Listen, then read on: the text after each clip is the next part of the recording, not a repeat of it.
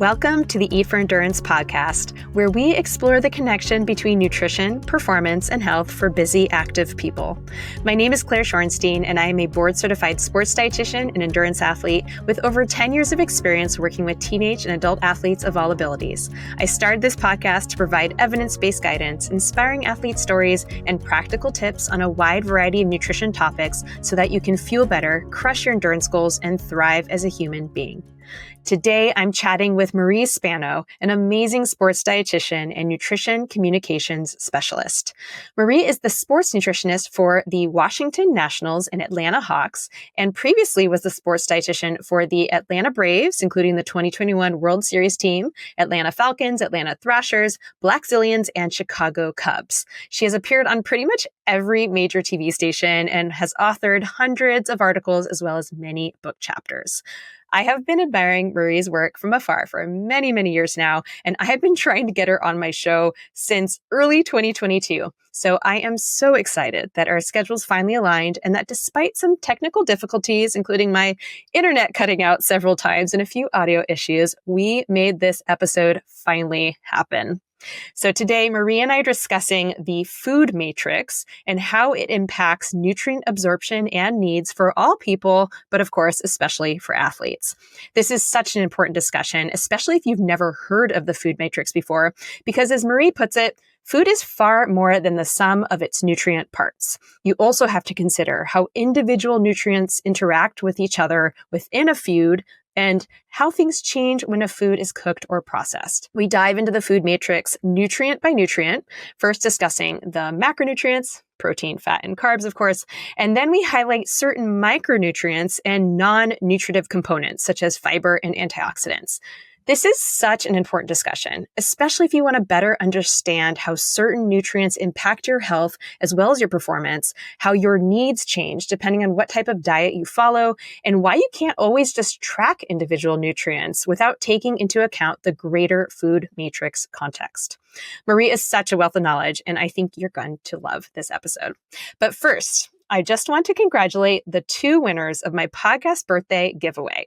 Thank you to everyone who entered. My VA put all the entries into a randomizer thingy, and Teresa won an Eat for Endurance hat and sticker, and Kim won a free month in my membership Fuel for Life group. So congratulations to those two people. Also, I got a new 5-star podcast review and just wanted to share it with you all. Bonnie K83 said, "I am so happy I found this podcast. As an underfueled endurance athlete, I find it so helpful to have Claire and her guests present useful information pertinent to my situation. Many of her guests are other RDs and offer further insight into fueling and recovery." Thank you so much, Bonnie. I'm so glad you found this show too, and that it has helped you fuel yourself better. If you are enjoying this show like Bonnie, please consider leaving a 5-star rating and review wherever you listen and share it with a friend. Also, don't forget to hit follow or subscribe so you don't miss an episode. Running the show, as you guys know, takes a lot of time and a lot of my resources, and every little bit of support helps. So thank you so much. All right, guys, here is my chat with fellow sports dietitian Marie Spano. Marie, welcome to the Eat for Endurance podcast. I'm so happy you're here. How are you doing today? I'm doing great, and I'm so excited we finally caught up. Can't wait to talk about this topic. Yes. Well, as I was saying offline to Marie, I have been trying to get her on my show for almost 4 years because that's how much I love the work that you do. And I really wanted to get you on the podcast to share all of your amazing knowledge. So we made it happen. I'm so proud of us. But I in a recent episode, I was talking about how it can be really hard to book guests sometimes because, there are like a million podcasts out there and everyone's really busy. We spend so much time on screens as it is. So this is a perfect example of how sometimes it just takes many years and persistence also pays off. So yay, we're here. So and yes. I'm glad. I'm very thankful. Yes. Yeah. So the way I like to do this with my dietitian guests before we dive into today's topic is just hearing a bit about you as a dietitian and as an athlete. Sure. Do you have any specific questions or should I just start? Yeah, just like your background. Sorry, I meant to say your background as a dietitian, kind of a little bit about you just to get to know you a bit and anything you want to share about yourself as an athlete. Yeah. So I have been interested in sports performance and disease prevention ever since I was probably before my teenage years. And I remember my parents saying in high school, "You want to do what? Like, what is that? Sports medicine?" But I was interested in how do we improve athletic performance? How do we prevent disease? And it came back to nutrition.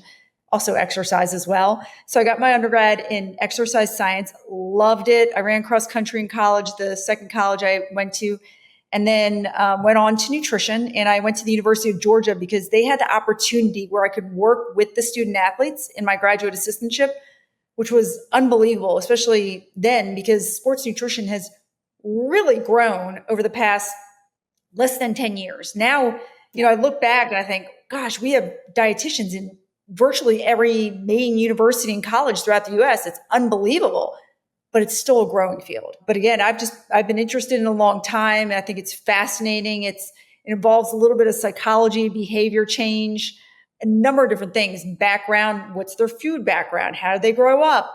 And putting all that together to motivate somebody to make changes to improve their performance and health. Yeah, for sure. And I mean, you've worked with so many different sports teams. So just for my listeners, can you just give some sense of like what different types of sports you've been working in, who you've worked for and all of that?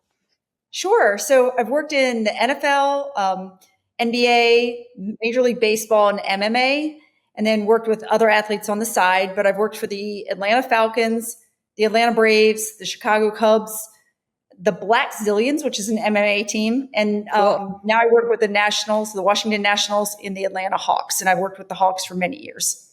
That's awesome. And kind of going back to what you were saying about, the field of nutrition changing, I also just think that generally in the athletic world, and so I'm mostly in endurance sports, but certainly in endurance, it's just being talked about so much more, nutrition. Like when I started this podcast 6 years ago, part of the reason why I started it was to share athlete stories about specifically nutrition, because elite athletes would go on some podcast or have an article out on something and everyone's concerned about their training and all these other pieces of their life. And maybe there'd be a nutrition question here or there, but no one was really focused on it. So I was like, oh my God, we need to start sharing. I want to just focus on nutrition. And now it's so funny because people are going on shows and just nonstop talking about nutrition. So I feel like now it's just such this big thing. And it's really interesting, even just in the context of this show, to think about how much has changed in the nutrition world. So it's exciting. It really is exciting. It also feels like, okay, now nutrition is very mainstream and that's great, right? Yes. And, I always think, and I said this just to a baseball player the other day, a lot of the research comes from endurance athletes, right? Yes. A lot of the research from the 70s, the 80s that we utilize to create sports nutrition guidelines comes from the endurance world. And even things like, the moisture wicking fabric, that came from the endurance world. When Under Armour came up with it, I'm like, no, endurance athletes have had this, yeah, right? So it's fascinating to watch the different segments of sports and how they influence one another. Yeah. So are you still a runner? You mentioned you did cross country when you were younger. Yeah, I ran in college. I've had some issues ever since with my foot. So I'm working on them now. I hope to run again. I hike a lot now. Yeah. That's my main thing, but I want to get back to running because there's nothing like it and there's nothing like trail running. I love it. Yes, that is my preferred sport as well. So let's get into today's topic now. We are talking all about the food matrix and how it impacts nutrient absorption and everyone's needs. I'm so excited about this topic. And as I was explaining to you, the reason why I chose it is because you gave actually a webinar on this ages ago and I missed it. And I was like, oh, I want my listeners to hear about this because it's such an important thing. People don't talk about it enough. I've touched on it in the past, specifically in my fats episode, but there's so much to say here. And so before we even get into it, because I think a lot of people don't know what we mean by the food matrix, can you just explain what that is? Sure. So food is not the sum of its parts. Food involves the nutrients, the non-nutritive compounds, and the way they're bound together. So I like to think of it as, let's say, a pizza. You can order a pizza with different components on it. You can order one that's not even baked. You can order a fruit pizza. You can order a cheese pizza that may be, crust and then sauce and then cheese, typical, or the Chicago deep dish that's cheese and then sauce. And the way food is bound together, the way it's cooked, the texture, is it liquid? Is it solid? Is it semi-solid? All of those things affect nutrient absorption, how those nutrients impact overall health as well. Yeah. Very well said. So the way I think this would be helpful for my listeners is if we kind of address things like go macronutrient by macronutrient. So address the micronutrients, and then I want to relate it back specifically to athletes and like, what are the practical takeaways? So the main thing, actually, the one we were going to focus on originally, and then I was like, let's open it to all the things, is protein, because, this is one I think everyone always wants to know more about. Protein is like just, there's a huge focus on it, especially now. And especially when we think about like, which proteins are best, or animal versus plants, and absorption and bioavailability. And there's just like so much people want to know. So I think maybe as a starting point, how does the food matrix influence protein needs and absorption, just generally speaking? Great. So the food matrix, really, you can almost divide them into two groups, plant-based and animal-based proteins. And the food matrix affects the bioavailability, our body's ability to get and utilize that protein, or the amino acids that make up the protein. So as an example, most plant-based foods, the exception is soy, they have compounds in them that bind the amino acids, the protein, so we can't get it and use it as well as we can an animal-based protein. So because of that, there's a few studies that have looked at if you have a vegan diet or a vegetarian diet, you actually need more total protein to meet your protein needs.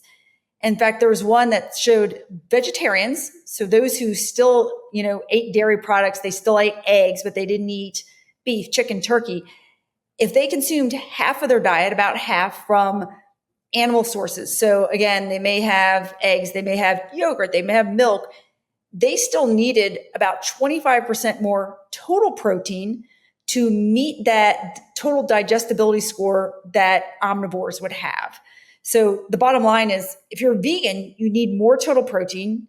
You need more than, vegetarians and omnivores. And if you're a vegetarian, you still need more than somebody who eats meat. Yeah. And that's so interesting, because when we think about protein needs for athletes, like we know that they're elevated, right? Yes. And then we think about, okay, like, and I don't know what your clients are like, but I know with mine, just getting them to eat enough, generally speaking, and especially enough carbs, enough calories. I mean, it's already a challenge, right? So then if you have a vegan or a vegetarian athlete, I literally just saw one right before this, vegan ultra runner, vegetarian ultra runner, but you're thinking about getting them to eat enough. So like, we use these equations, whether it's like, okay, we're going for like 1.4 to 1.8 grams per kilogram, or whatever, body weight based equation we're using. How do we then put this lens on it of, okay, well, you need more? Like, what are you literally calculating? Okay, you need 20%, 25% more. Like, well, how are you working this in for your plant-based athletes? I am. And what I do is I break it down in food terms. As my mom said to me years ago, Marie, nobody wants to hear about chemicals or compounds. Break it in terms of food. So for instance, you mentioned a vegan endurance athlete, let's say. Well, we know endurance athletes need more protein overall. And then if they're vegan, I'll bump it up even higher and then talk to them in terms of food. What are your favorite foods? Mm-hmm. Because if you're eating beans and lentils, there's no way you're going to be able to eat the quantity of food to meet your protein needs. And that's where with some of the guys I've had, which is very rare, I have a vegan male athlete, but when I do have them, they end up doing protein shakes because it's hard. How many times a day do you want to eat soy? Because, you can have the lentil pasta, but, when you add some of these foods, also you're adding a lot of fiber, and we don't want them having 70, 80 grams of fiber per day.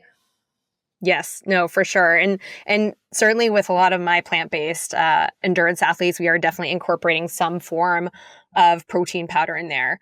And since we're on that, I actually wanted to ask a question about protein powders, because I think some people, and I don't know if you see this, but sometimes I see people incorporating protein powders when they don't really need to, like it's just kind of becoming a part of their life. And they're like, oh yeah, every morning I have my smoothie with protein powder and that's my breakfast. And I'm like, why are you doing that? Like, especially for an omnivore, like you have other options and maybe it's easy and it's not like, okay, you can never do that. But as a go-to, why is that not a good idea for someone who could potentially get protein from another source and they're just subbing it in with a whey protein, let's say? Yeah, I think protein powders have their place. But with that being said, I don't want somebody having protein powder 3 or 4 times a day and not eating food, because the food has compounds in it, nutrients that we're not getting from the protein powder. Now you may say, hey, that protein powder is fortified. It has these vitamins, minerals. Yeah. but it doesn't have those non-nutrient compounds that do a lot for us. And it may not have a bioavailable form of a compound that we need. So for instance, let's say I have a runner who's anemic, right? They have iron deficiency anemia and they're using protein powder and it's fortified with iron. Well, they're not going to absorb as much of that iron as they would from red meat because it's a different form of iron. It's more bioavailable in the red meat as it is in, let's say, a dark turkey meat, although there's not as much there. So there are nutrients and non-nutritive compounds in food. We can't just take a food and go, okay, it has these compounds. We can put all that in a powder. That's what we do in clinical nutrition, but we don't have all these compounds that we need for good health. Some of them scientists haven't even isolated yet. Yeah. Yeah, for sure. And then for athletes who are using a vegan protein powder. So let's say, okay, this person really, it's a struggle to meet their protein needs from real food because of the fiber concerns, because of the sheer volume, appetite, all these other things, right? And so we identify the need for a daily protein shake, let's say. There are lots of different options out there, whether it's like soy and rice and hemp and blends and pea protein and all the things. From that food matrix or bioavailability standpoint, like what do we need to know there? I like people in those circumstances to take a protein powder that's blended. So let's say it's bean and rice or something, pea and rice, because then you'll get more of the complete array of amino acids because only the essential amino acids build muscle. So you get more complete ones because each plant protein, with the exception of soy, is really missing some amino acids in sufficient quantities. But then the other thing with that is that when you take that protein powder, it's actually more bioavailable than if you eat the food. So let's say you have a pea protein powder. When it's processed, it's stripped of fiber and other compounds, these anti-nutrients, that it's stripped from those. So the protein is actually more bioavailable than if you're eating straight peas or a split pea soup. Yeah. Okay. So we are a fan of the vegan protein powders, especially for plant-based when needed for plant-based athletes is when we're saying. Is there anything else that we need to consider from this food matrix lens when it comes to protein that you want to point out that we haven't already said? I think the main thing with protein, again, is if you're a vegan or vegetarian, you need, let's say, 25% or maybe more total protein to add to your diet. When I've looked at endurance athletes' diets, especially females, they tend to just be lower in calories and protein than they really need. They're not getting enough overall nutrients.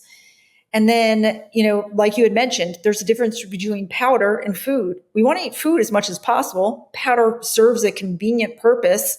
And if you can't meet those options through eating enough, and I have some athletes that just get full, then, that's where powders can be very beneficial. And I assume you would include bars in the powder category, again, a similar capacity. Yeah. Yes. It's funny because, for a long time, a lot of my clients my female clients at least certainly not eating enough calories, and protein was like hit or miss, but a lot of times slow. I'm now, and I'm not sure if you're seeing this, I'm especially with like the perimenopause, postmenopause, like protein push. I'm seeing a lot of athletes come to me who are really high on protein, Wow. super low on carb, fat, depends, overall calories too low. Like that, so I'm actually pulling a lot of people back on protein, which it's so weird for some people. It's more my omnivores, I'd say. For some people, it's hard because they've just been they've now conditioned themselves to feeling like they need to have massive amounts of protein at every meal. It's almost like this fear mongering of you must have protein or you're going to waste away and die, or gain 50 pounds or something, right? So it's been interesting to kind of watch things change from that regard. So I don't know, are you seeing any of that, or is that just, you work in such a different field with what you do? Mainly working with men, and I have seen some of it. The big thing I've seen is they'll go on the carnivore diet or they'll go on keto diet. Their cholesterol spikes up. They're, depending on if they're drinking alcohol, their triglycerides might go up, but their cholesterol spikes up, sometimes sky high. And sometimes they'll have issues with constipation. Then they're gassed out and they're like, gosh, I don't have any energy. I'm going, well, let me tell you why you don't have energy. Because you don't have enough carbohydrates. Yeah. And the light bulb goes off and they think, oh, okay. I actually need carbohydrate. Yes, you need it.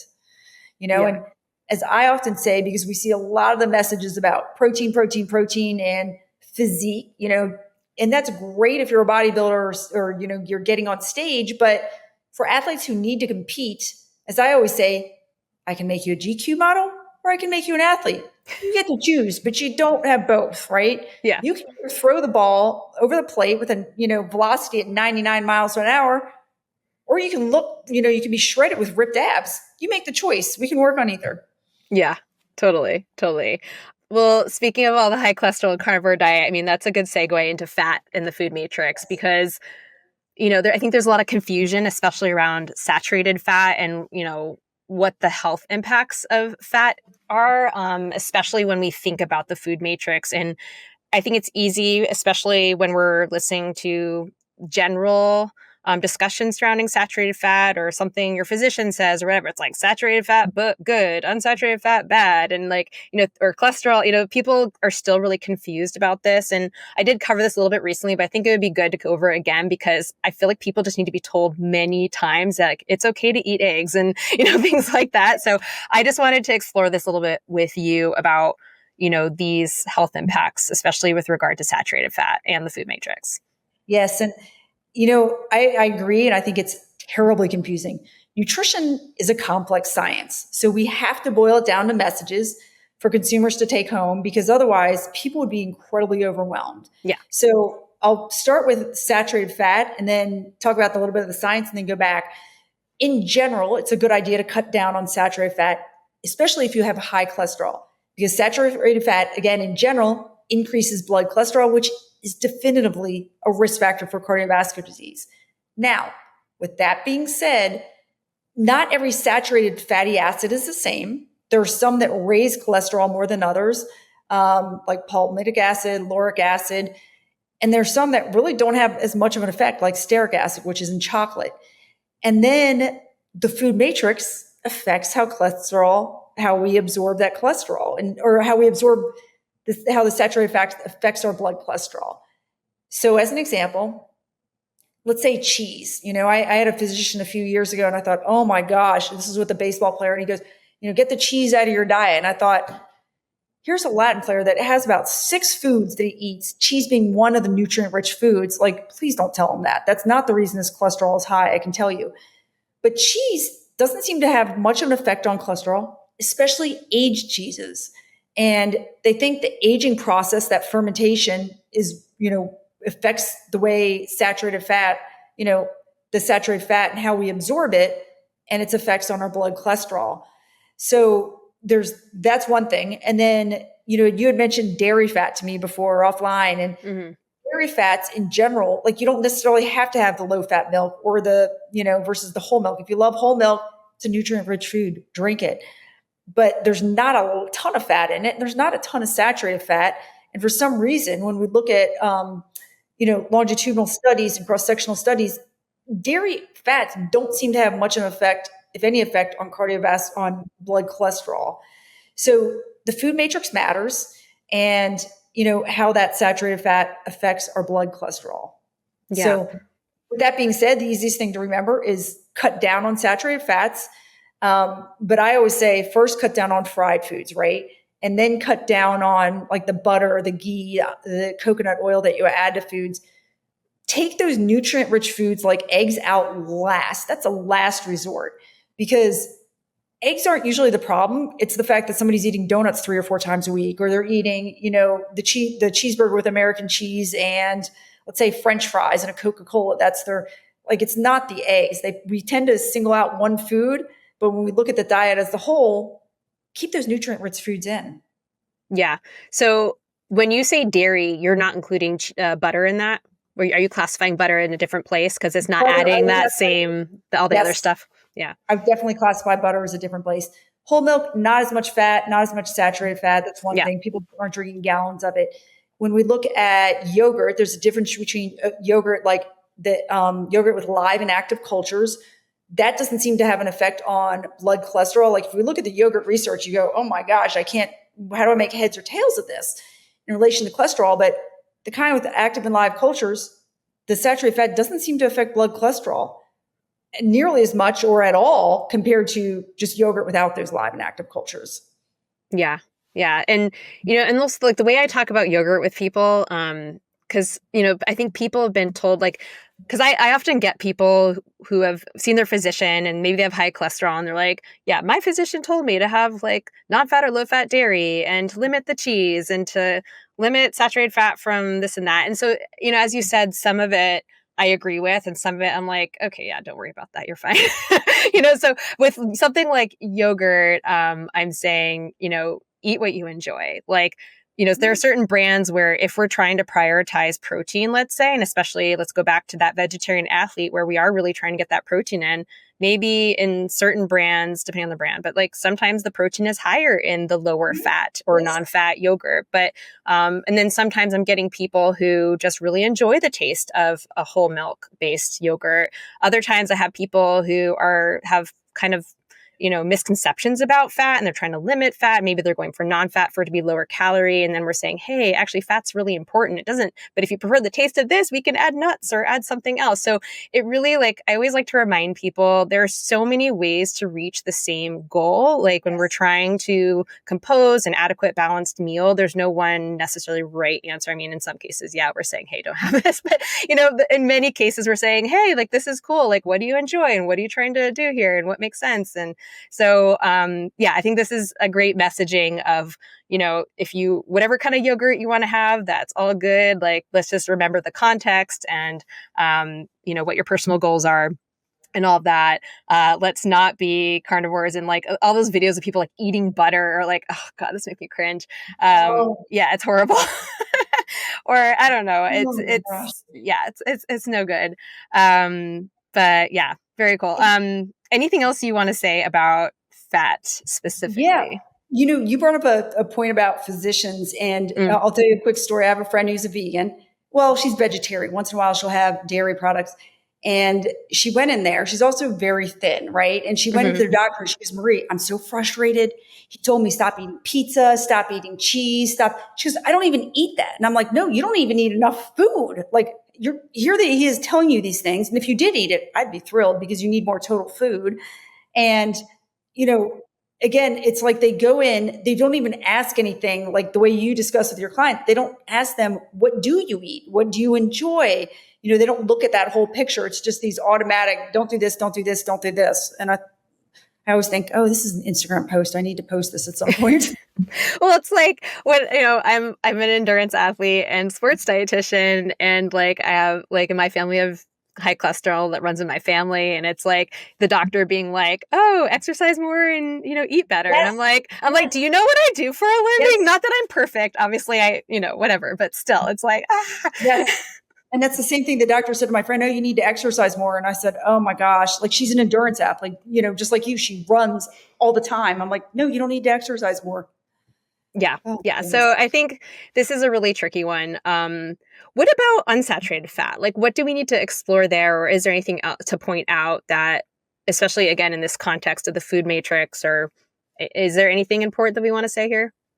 There's, when it comes to fat overall and the food matrix, if you take a food that's less processed versus one that's more processed, you'll absorb more of the fat generally. So for instance, we have research on pistachios. We have research on almonds.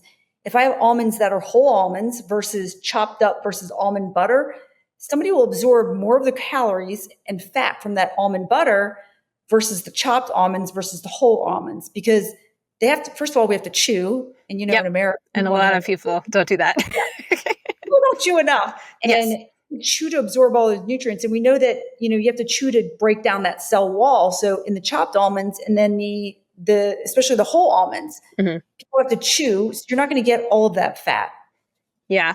And it's funny because as you say that, I can see people taking it either way of like, ooh, that's why we should go for like more whole foods and less processed foods. And then I can also see like, oh, wow, I should really go for that almond butter because it means that like I'm struggling to get enough in. And that's a really good way to get it in. But, I think people like hang on to different messages in different ways. And I think that's not what we're saying here. It's just explaining that, both things are not like good or bad necessarily. It's just like, hey, like, by I mean, again, I don't like this word processing, but it is essentially what we're doing. We're essentially changing the food and making it a little bit easier for you to break down, especially if as you say, we're not chewing our food adequately, make it more available to you. Awesome. Well, thanks for that. This episode is brought to you by my monthly nutrition membership, Fuel for Life Crew. Whether you're navigating how to eat on busy days, fueling for a big race, figuring out a nutrient deficiency, or trying to sift through the confusing world of supplements, I am here to help. Fuel for Life Crew is the easiest and most cost-effective way to work with me. For just $30 a month, you get access to tons of nutrition guides, pre-recorded masterclasses, monthly live calls, and a private Slack community where you can ask me all of your nutrition questions and connect with other busy, active people just like you. I currently have masterclasses on travel nutrition, race day nutrition, micronutrients for athletes, everyday fueling for athletes, body image, and much more. There's absolutely no commitment. You can try it for a month and you can cancel anytime if it's not for you. Visit my website, eatforendurance.com, to sign up or to explore my blog, free downloads, and one-to-one services. Thank you so much. All right, let's get back to the episode. Let's move on to carbs. My favorite macronutrient. Are there any considerations here? I guess I'm thinking about things like fiber, blood sugar, things like that. Like, what do we need to think about with the food matrix and carbohydrates? So when we look at the food matrix, again, we look at a whole food, like a whole grain bread versus a refined white flour bread. You'll absorb fewer calories from that whole grain bread versus that white flour bread. But again, you bring up a good point about, it doesn't mean some of these processed foods don't fit in, because also there's certain nutrients you may not get from certain whole grains or less processed foods, because they have compounds in them like phytates that bind certain minerals, so they're not as bioavailable. We can't get them and use them. Yeah. And in terms of, so can we break it down to specific foods? You were talking about certain foods here. So whole grains, what about kind of beans and legumes or fruits? Yes. Or, any other carbs here? What do we need to think about with that? So when we look at whole grains, again, those have phytates in them where we're not going to absorb the iron quite as well. We won't absorb some of the minerals, the iron, the zinc. When it comes to fruits and vegetables, let me try to think. There are some nutrients that are not absorbed. And interestingly enough, there are some non-nutrient compounds that are absorbed or not absorbed depending on the state. So particularly polyphenols, and this is a complex area of research. So we know polyphenols are beneficial, and we know that, they help with recovery, right? Muscle recovery. If we have more in our diet, people tend to recover better. Muscle tends to recover better. But processing makes a difference. And it's not just the processing. Like, I could take a pomegranate versus the pomegranate juice, right? High carbohydrate food or juice. And first of all, in the pomegranate, you've got the arils, those seeds, and you have the pith, the white stuff. Yep. We're not generally eating that. Well, you're eating the seeds, yeah. But you're not eating the pith. You have the juice, and all that stuff is juiced, and it's also broken down, so it's actually easier to absorb. So all of those people that are like anti-juice, I always stop and say, hold on a minute. There are compounds that, because they're broken down, we absorb them better. But then the other thing is we're actually getting them. There are certain seeds, like you take Concord grapes, everything's crushed into the glass, including the seeds those have different compounds in them, plant-based compounds, important for good health. Yeah. So it's very complex. There's some of these interactions we don't even know about yet, or they're just unfolding.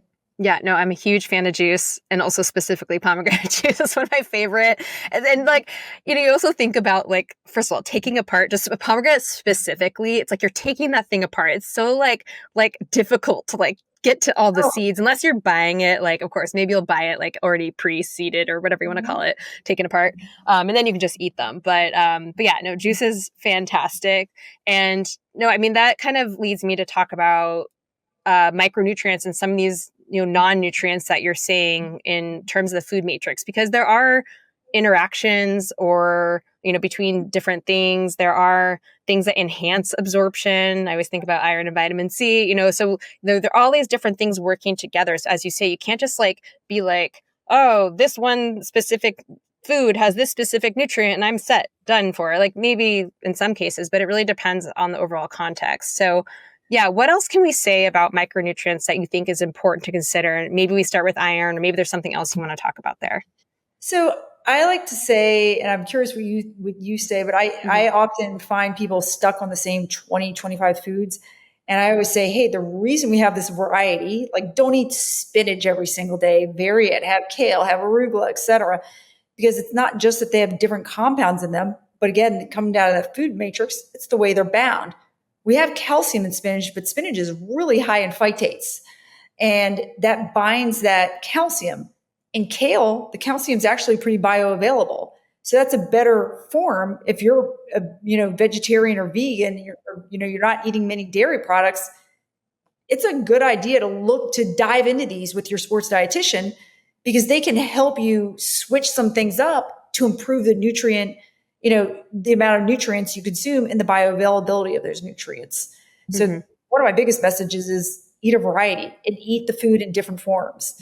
As I'm always saying, especially to some of the picky eaters, and I myself grew up and was a very picky eater, so I understand, but don't just have peas, try split pea soup. Don't just tell me you hate beans. I had an athlete the other day, I hate beans.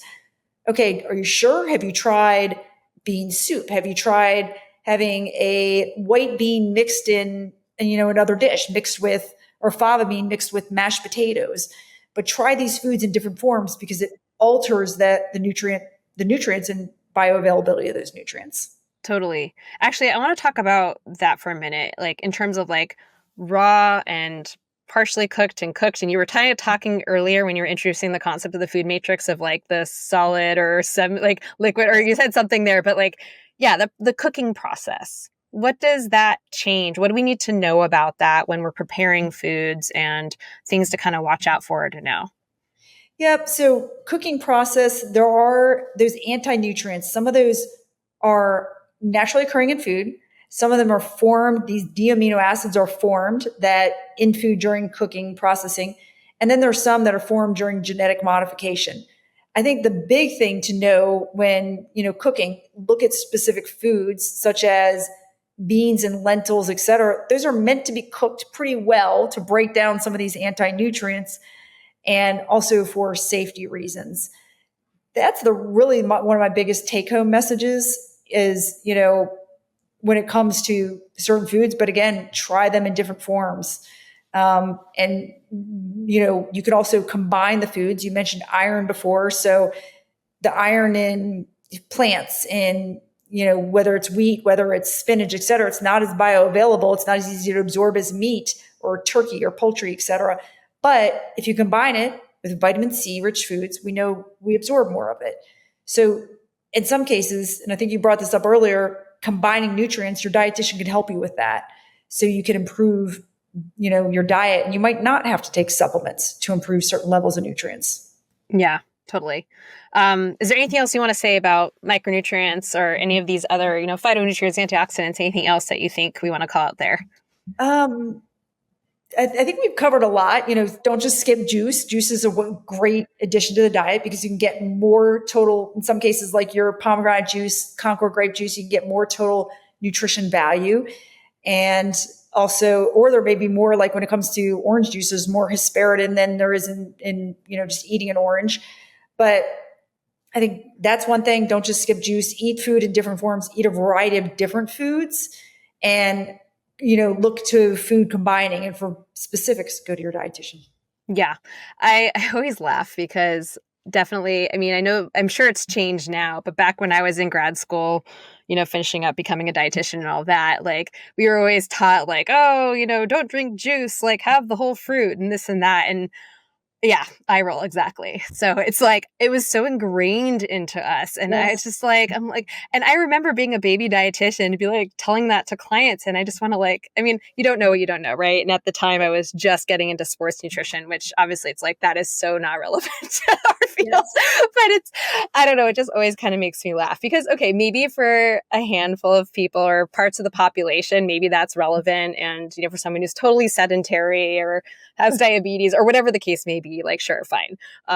But that advice is so harmful. And I get so many athletes who have clung to that, and no one wants to drink juice. Like, I would say, honestly, I don't know if you would agree, I feel like that's one of my most common recommendations, because people aren't getting enough carbohydrate. And it's like either add juice, because people, like, yes, obviously we're trying to increase the amount of rice you're having or whatever carb they're having at a meal. Sure, fine. But everyone's looking for easy ways to get carbs in, especially when they're not hungry for more volume of food. And it's like, juice, great, done.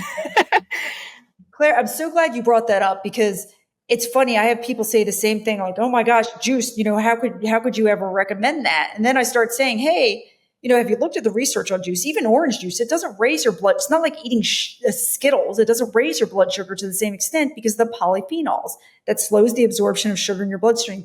So there are all these nutrient interactions, and look at the context. The athletes that you and I are working with, they need the more carbs." And quite honestly, my athletes, a lot of them need to be hydrated, and water alone, it's not going to do it. So juice is a great way for me to get carbs in, and it's a great way for me to hydrate them and get these nutrients, these plant-based compounds to help them recover.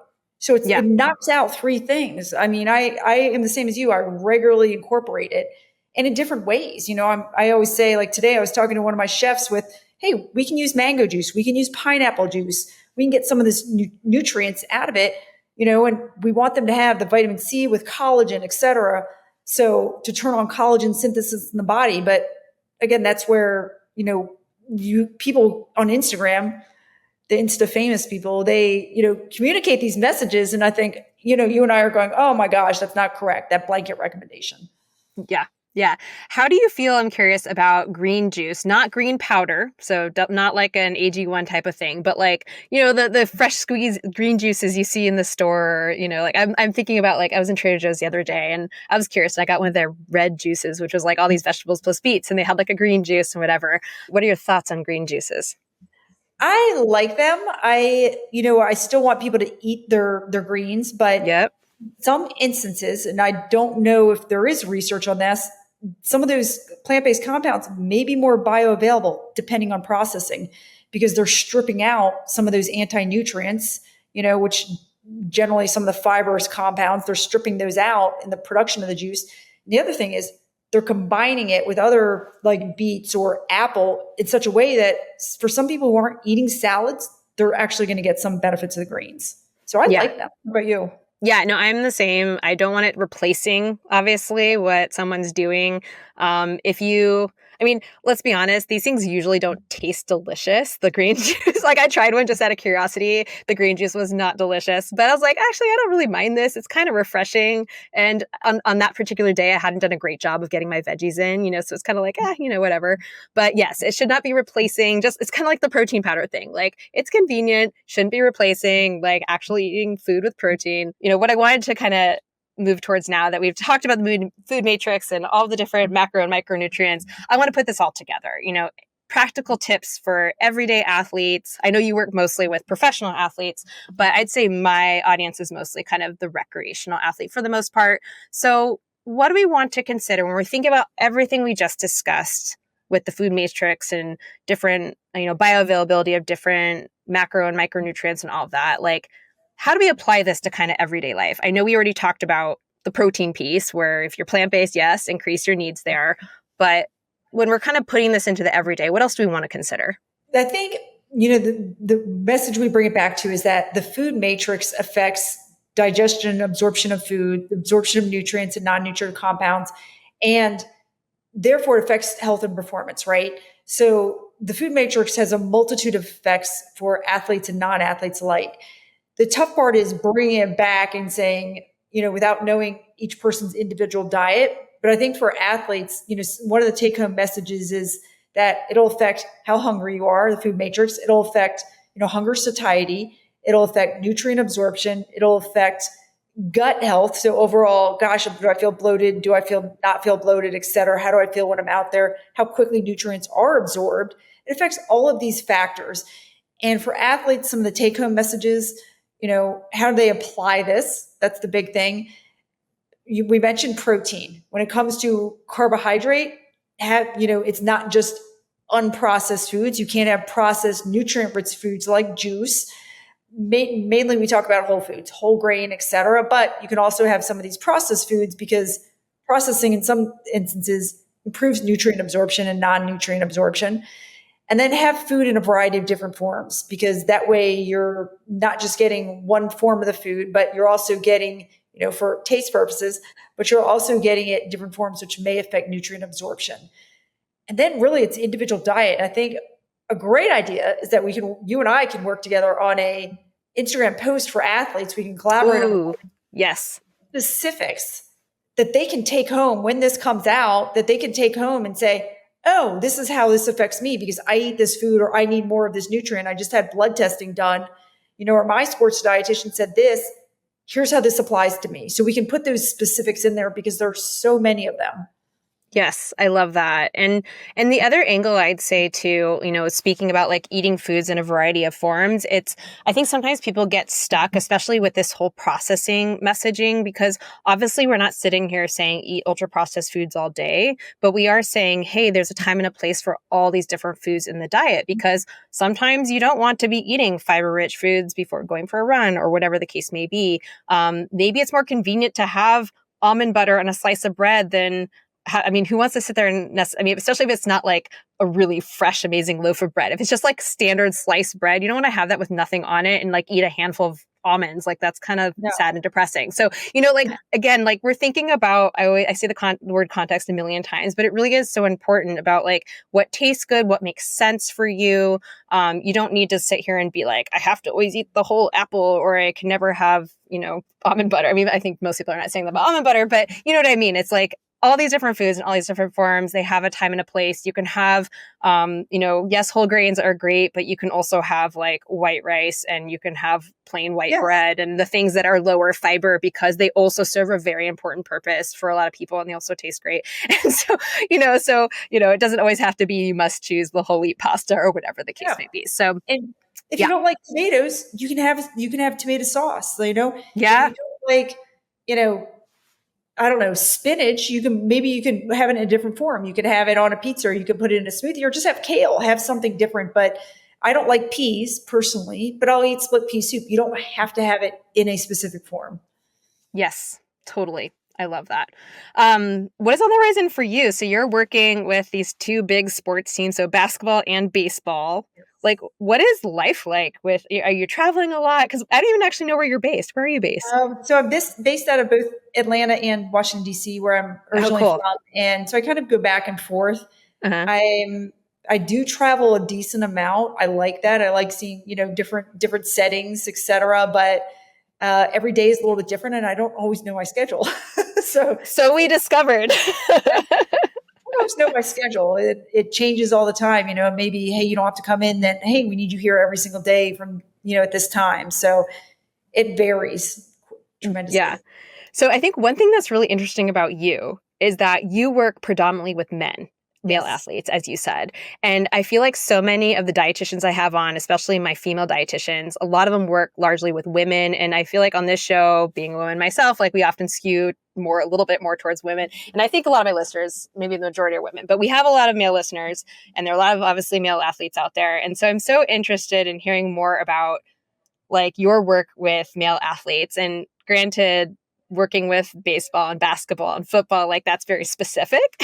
But I'm curious, and I know we're going totally off topic, but I thought it'd be a fun way to wrap it up before we go to some quick bites questions of what are some of the themes you see in your work with your male athletes?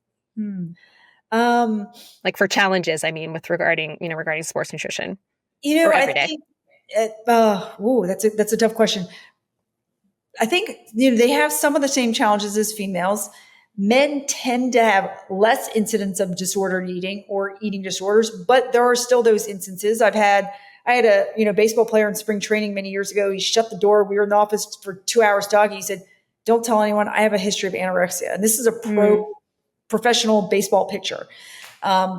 So some of the challenges despite popular belief, many of them have body dysmorphia. They don't like certain parts of the body, or they feel uncomfortable taking their shirt off, especially, if you talk about a football player, there's some of them that are chiseled, some of them are not chiseled. So they're in the same room with somebody that, at one point when I was doing body fat, they're like, "Marie, he looks like a Greek god. Tell him not to take his shirt off." Men are self-conscious about their bodies. That's number one.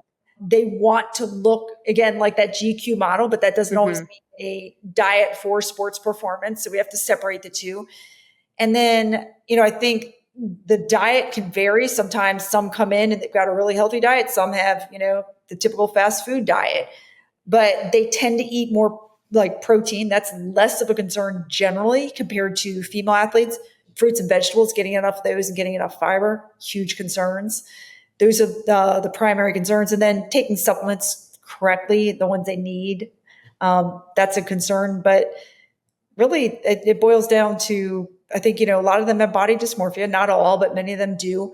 They have some of the same issues, a lot of digestive issues in pro sports because they're stressed out. So that gut-brain axis, I see a lot of that. Oh, interesting. Many of them do have, I've had some with, disease states or like irritable bowel syndrome. So a lot of times people think, oh, it's so rare to have an athlete with diabetes. I've had diabetes, ulcerative colitis, celiac disease, you name it. I think I've seen it, rare blood disorders, thyroid issues. I mean, just so many different issues that they're regular people. They're regular people just that play sports.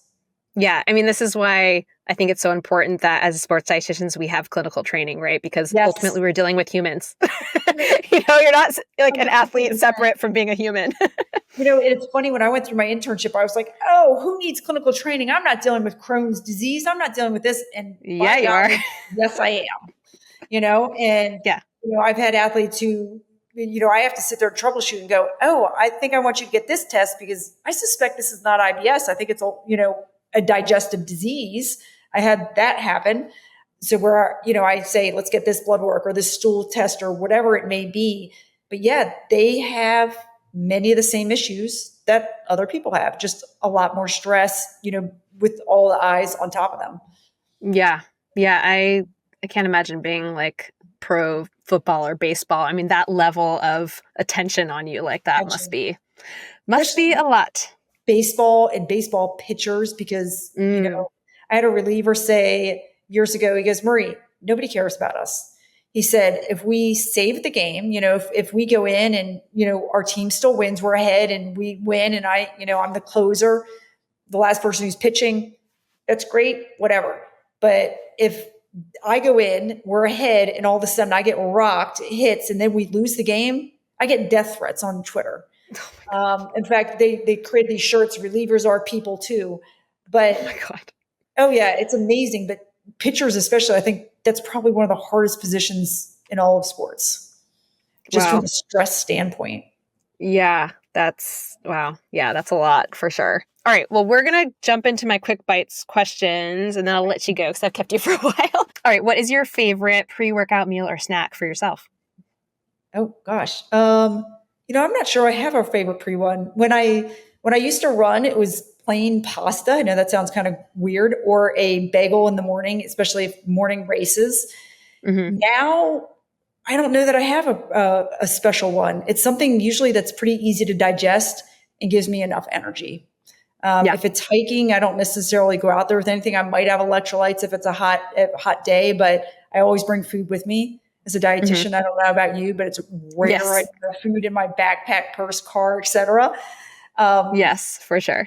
But usually it's a plain carbohydrate-based, easy to digest food. Bagels, totally. Sometimes cereal with milk. What about after a workout for a meal or snack? After a workout, if it's hot, sometimes I do like smoothies. Otherwise, I like sandwiches or regular food. Yogurt, I love yogurt. So that's a big one. Sometimes I'll sit there in the middle of the day and go, I just worked out and I'm having yogurt, but I had it at breakfast. That's fine. But I like yogurt with, granola, berries in it.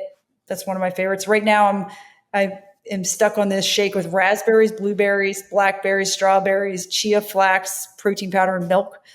I made it for a player the other day who was constipated. And I had some, and I'm like, "Ooh, this is really good." So it was an emergency. Like, hey, I need something right now, and I'm going, okay, we don't have any food that's going to help immediately, or we didn't have any particular over-the-counter product that would help. Sure. So, we got that. Nice, love it. How do you like your eggs cooked? If you eat eggs, scrambled. Okay. What is your favorite beverage? Besides water, I love kombucha. I drink milk, kombucha, and I do like different juices. I had one at work the other day. There was a blueberry pineapple. It was actually made right there and strained. Yum. Phenomenal. That sounds delicious. Yeah. Cool. What's your favorite ice cream flavor? I don't love ice cream. But Ooh, if I eat it, what do you it's like? mint chocolate chip. What do you like then if you don't like ice cream? Are you not a sweets person? Do you not like sweets? I do like sweets. I like chocolate, but it's funny, ice cream, every once in a blue moon, I might go, okay, I want ice cream, but it's not my favorite thing. It's usually like Got it. chocolate or chocolate chip cookies. Got it. What are your comfort foods? Comfort foods. I mean, I like pizza. What are your comfort foods? Let me think of. Cereal and probably bagels. Yes, bread. Love bread. So I grew up in a house where we, had bread just about every meal. Yeah. So I do love bread. I love sourdough bread. I like cereal. I love fruit. Like I could eat a ridiculous amount of berries and fruit. Yeah. For me, it's definitely like my nightly bowl of cereal. That's like my favorite snack. I mix multiple kinds of cereal and it just makes me so happy. I do too. When I say that to people, they're like, "You do what?" And I said, "Yeah." Oh yeah. At least 3 kinds. Yes. And if you came into me and you're eating just frosted flakes, hey, let's add some fiber, some bran flakes. Like you could mix them together, get better nutrition, but still get that sweet taste. That's what I do. I think what do? I do heritage flakes, a little bit of that. I do some sort of like sweet granola type thing and or honey bunches of oats because it's delicious. And then usually I'll have like Crispix, which definitely reminds me of being a kid because we had that in our house all the time. So it's usually like one sweet thing and 2 not so sweet things. And then it's a really lovely crunchy combination of different stuff. So that's my fave. I love it because the different textures. So good. Yeah. Exactly. So anyone not on board, you're missing out. All right. Last question. What are the top 3 items of gear that are most essential to your active lifestyle? Top 3 gear? Yeah. Like shoes or nutrition or whatever you want to do. Definitely hiking shoes. Mm-hmm.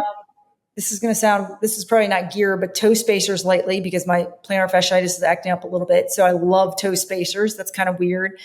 And then other than that gear, I would say, I hate to say it, probably my Camelback or some type of pack. Don't have shoe. I'm kind of transitioning to the barefoot shoes. I'm trying to muscle strength in my feet. Other than that, I don't have tons of gear that I love. Do you? I would say my Solomon vest, my hydration vest, because I got to have all my snacks and some sort of trail shoe, cycle between different ones. And I don't know, what would I choose? Maybe one of my hats. I always want a hat. I know it's hard to choose just 3. Maybe a running skirt. I love my running skirts. Those are fun. You have to show me the brand because I think they're Lulu. They're really old Lululemon ones. And then the other one I love is Run Rabbit. I love theirs. It's so soft. I love Rabbit has like the softest, nice things. But yes, those are currently one of my faves. Well, awesome, Marie. Thanks so much for coming on the show. I loved having you. I'm so glad it was worth the wait. And where can everyone find you online if they want to give you a follow or reach out? So pretty easy on Instagram, TikTok. It's Marie Spano. Not a very common name, as I've told my parents before, which is good and bad because people can find me good.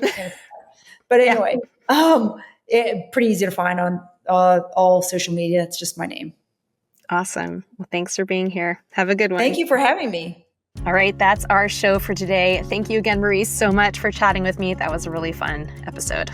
All right, you guys, if you are enjoying this podcast and you want to keep this free content coming, the biggest way you can support me is by subscribing or following the show, sharing it with others, rating and reviewing it wherever you listen if you haven't already done that.